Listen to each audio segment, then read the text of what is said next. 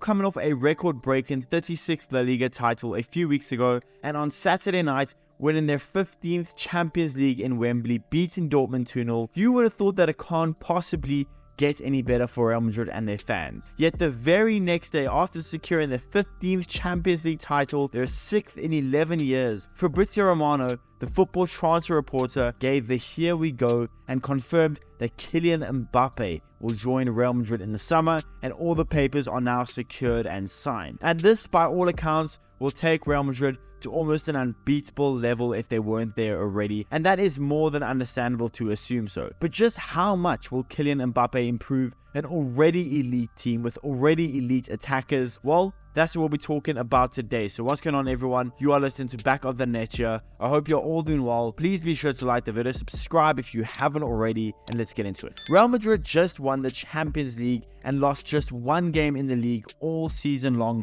that being a 3-1 loss in September to Atletico, winning La Liga by 10 points and last suffering a loss in all competitions on January 18th against Atletico in the Copa del Rey, meaning that Madrid finished off their season by going on a 26-game unbeaten run in all competitions, winning both La Liga and the Champions League final at the end of it. So on top of all the success Madrid has just had, you then look at their squad, and many of Madrid's best players are still very young.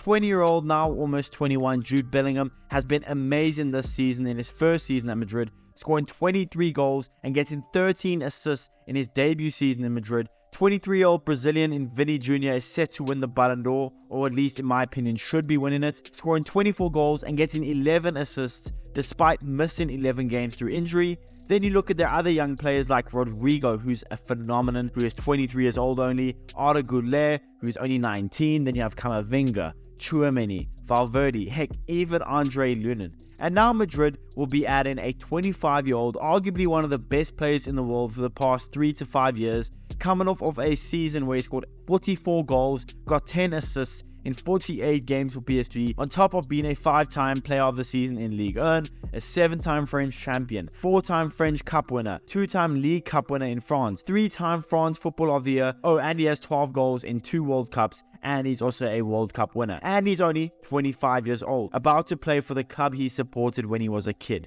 So on top of all the quality Madrid have, on top of such an amazing season that they've just had, they will now be adding Kylian Mbappe to a fairly young and stacked squad. On paper, this is a move that will set up Real Madrid for at least the next decade. But now there are drawbacks that Madrid haters or people that just don't like Mbappe all that much have tried to make very loud. Some people are saying somehow, some way that Mbappe will fail, which I can basically guarantee that that's not only a ridiculous statement made by haters, but I mean, Mbappe will be more than a success at Madrid. But a lot of people are saying maybe a little more sensible things, saying that he won't do that well because he is a very similar player to Vini, or Madrid needs an out-and-out striker rather than a winger kind of guy like Mbappe is, and saying that Mbappe will only be taking minutes away from guys like Vini, Rodrigo, Brahim Diaz, or even Arda Güler. Mbappe's preferred position is the left wing, so what happens with Vini and Mbappe at left wing? I have a couple of things to say about all that. First of all, he actually isn't all that similar to Vini,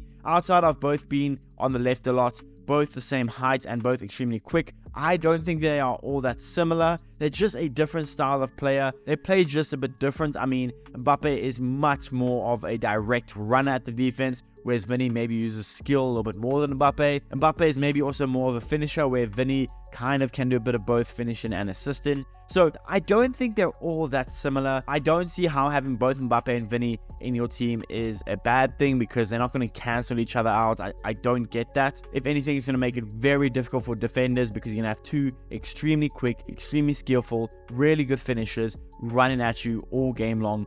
That sounds like a nightmare if I'm a defender. So I don't think that because they're similar in some people's eyes, I don't think that's a downfall of this transfer. And then also, I'm extremely convinced that when Mbappe joins Madrid, I'm very certain that he'll be playing striker, happily playing striker. I know he said in the past he would rather play left wing, but I think when he joins the club he supported since a kid in Real Madrid, he sees Vini at left wing. I don't think he'll mind playing a striker. I mean, I don't think anyone in world football would mind playing a striker when you have Vini on the left, Rodrigo on the right, Bellingham in behind. You're going to have Modric behind you, Camavinga. I don't think playing striker is going to be all that much of an issue for Mbappe, and I think he'll actually do very well at the striker position for Madrid. Now, I do think hypothetically a guy like maybe Erling Haaland fits Madrid's team a little bit better. I think having a poacher like Haaland will be elite with Vinny and Rodrigo next to you.